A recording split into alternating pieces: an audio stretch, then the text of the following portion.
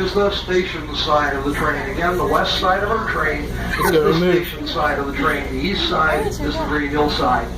In addition to that, ladies and gentlemen, the narration is based out of the first coach behind the locomotive, which means depending on where you're sitting, you might be a little bit ahead of or a little bit behind the spoken narration. Here we go. I'll try to make it as even for you as I possibly can. Now we're getting underway. I'd like to mention that our train crew is made up of volunteers who donate their time and talents to keep the train running and ensure that our visitors have a pleasant and informative visit. This morning, our engineer is Mr. Paul Hesson, doing double duty as both conductor and brakeman is Mr. Dave Draxler, ably assisted by Miss Melissa.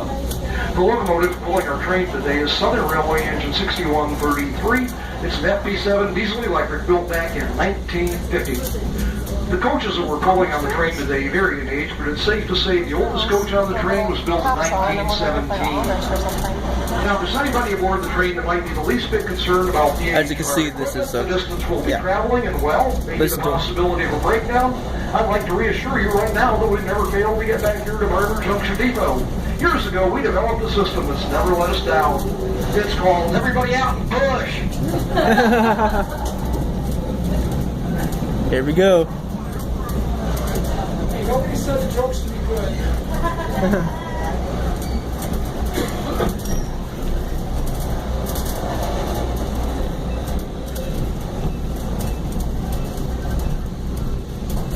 Oh, and for those of you who are looking for that seatbelt, you're in good company. I've had people looking for that Phantom seatbelt for 25 years.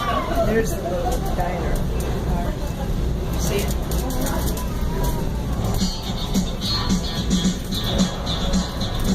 The large building we're passing, which says "Be Careful," is the back shop. It was built in 1905 for heavy repair and complete overhauls. It's as long as 2 football fields and can fit about 15 locomotives. It's now an exhibit building. On the other side of the train are 3 smaller buildings. The brick building is the master mechanic's office. The gray building with glass windows is the food shop. And the gray building with fewer windows is storehouse number 3. The master mechanic's office had clerical offices for the shop and the Danville division, and also stored new locomotive parts. Our guest station is inside. The flue shop repaired steam flues, which are long steel tubes which carry hot air and smoke from the firebox through the boiler toward the smokestack. Now it contains our antique automobile exhibit, Bumper to Bumper.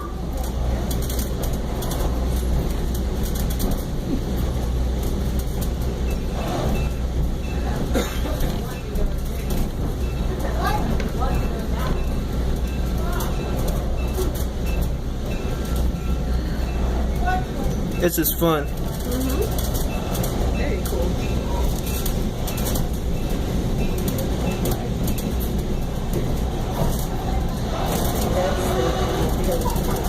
And we're about to pass the Amtrak. Yeah.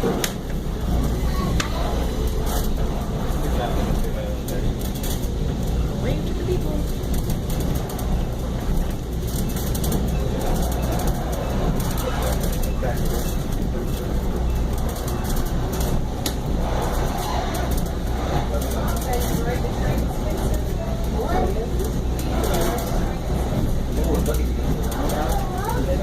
That's a roundhouse.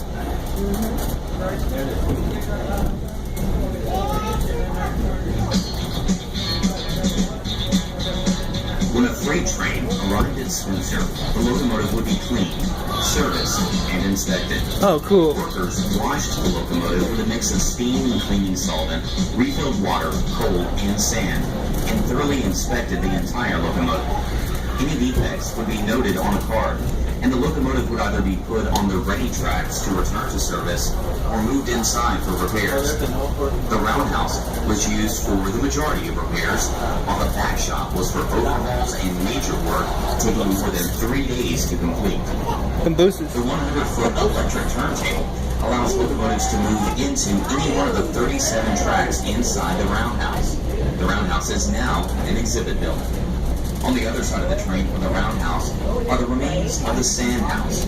Locomotives spray sand onto the rails ahead of their wheels to avoid wheel slip when a train is starting to move or climbing a hill, especially when the rails are wet. The sand used to refill locomotives at Spencer came from the nearby Yadkin River, and it was cleaned, dried, and stored in the sand house. Amtrak. Ladies and gentlemen, the sand house is now on the west side of our train, but in a moment we're going to ride through a fence line. When we go through that fence line, we're actually leaving museum property. We're going to go out into the south yards. We're able to do that courtesy of the Norfolk Southern Railway, and believe me, without their cooperation and assistance, this ride would be a whole lot shorter.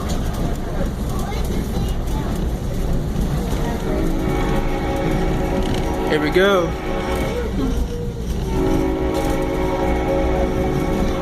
I hear it's horn.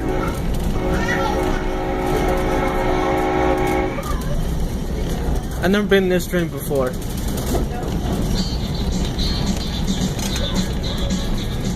We are approaching the south end of our train. I see it smoke. Just a minute, we'll stop and back up. These tracks full of freight cars belong to Norfolk Southern and are alongside the main line between Washington, D.C. and Atlanta, Georgia. Amtrak You know I like trains, don't you? These tracks and include the Piedmont, Carolinian, and Crescent, which runs as far as New York City and New Orleans. The first tracks were laid here in 1850 by the North Carolina Railroad. There were once many more yard tracks here, including a 15-track classification yard and smaller yards for stock bins and less than cargo freight. By law, animals transported by rail had to be removed from the cars for feeding, water, and exercise every 28 hours. This was done in stock bins, both covered and open, in this area.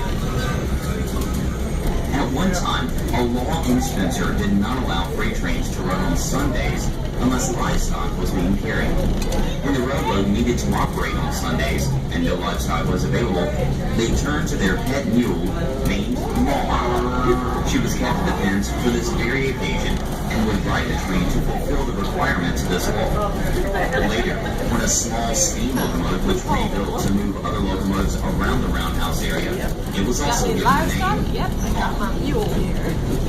Past the stock pens were the transfer sheds, where freight shipments too small to fill an entire rail car were transferred between cars carrying shipments to many destinations. These included dry and canned goods on their way to shops, farmers' orders of This is a tools and freight- seed, this is and a freight large train way. catalog orders, including entire homes. Up to 350 freight cars moved through this facility every day. Both the stock pens and transfer sheds were torn down in the 1960s. Ladies and gentlemen, boys and girls, we're now arriving at the southern terminus of our ride. We're going to come to a complete stop and then reverse directions, so remember, it's important that everyone please remain seated. There may be a little bit of a delay in turning to reverse, ladies and gentlemen. We will work to assist you in rolling back as quickly as we possibly can, but there may be a delay. Again, please remain seated.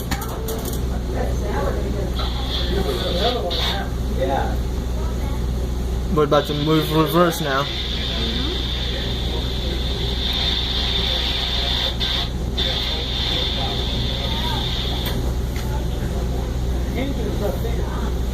Look at all this. It's pretty cool. Three, that means it's gonna... Moves. Yep.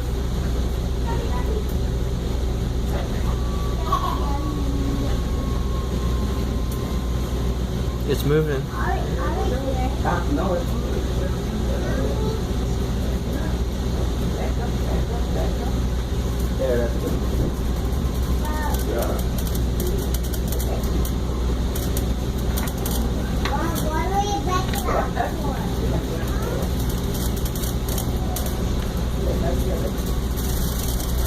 Ladies and gentlemen, boys and girls, we're now on our way back to Barber Junction Depot in the parking lot area.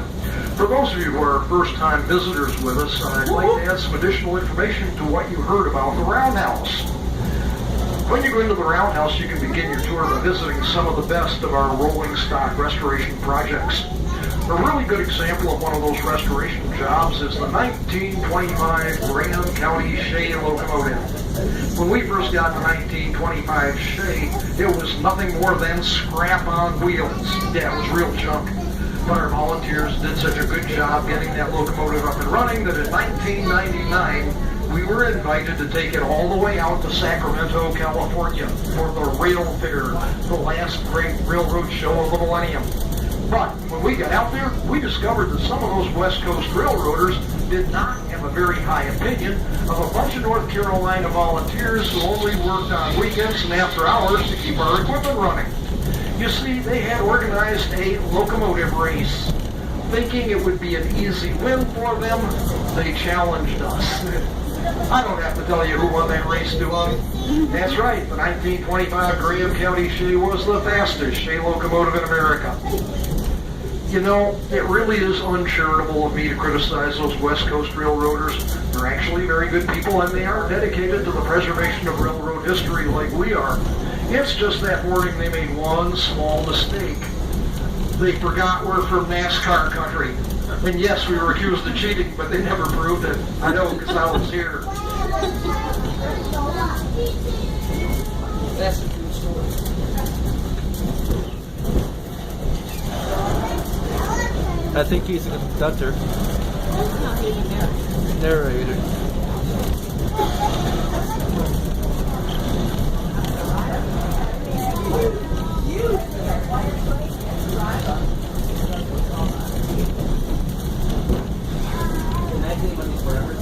We're about to go on bumps. We're going on bumps. On bumps. Yeah.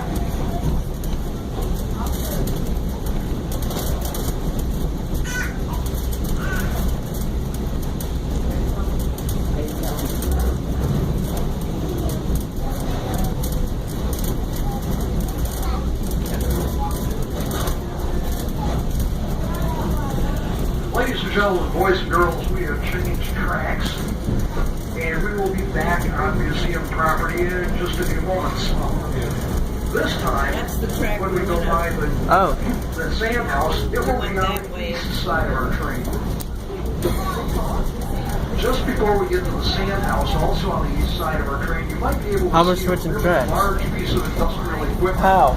It's Yeah. kind of hard to miss. One It's kind of ran into green the other, and they rust. changed out It's a a lathe. device, and That then lathe we is could turn used back to and turn and through the drive wheels of steam locomotives. instead of that one.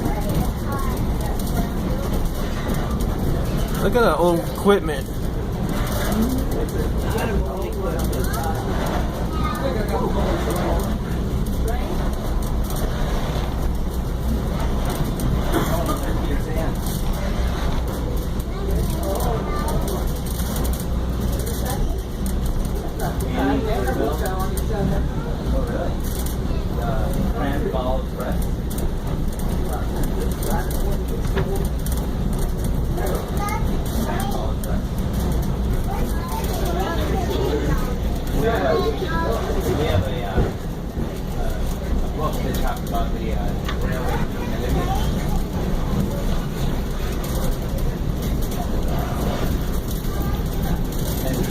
We're going around.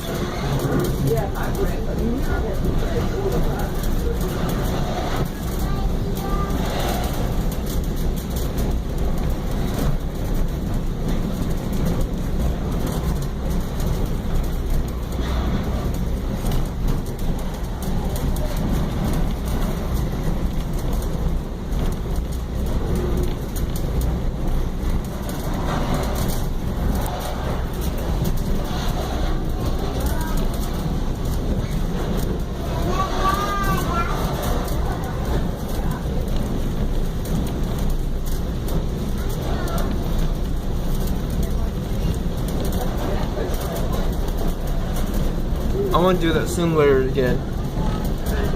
That simulator.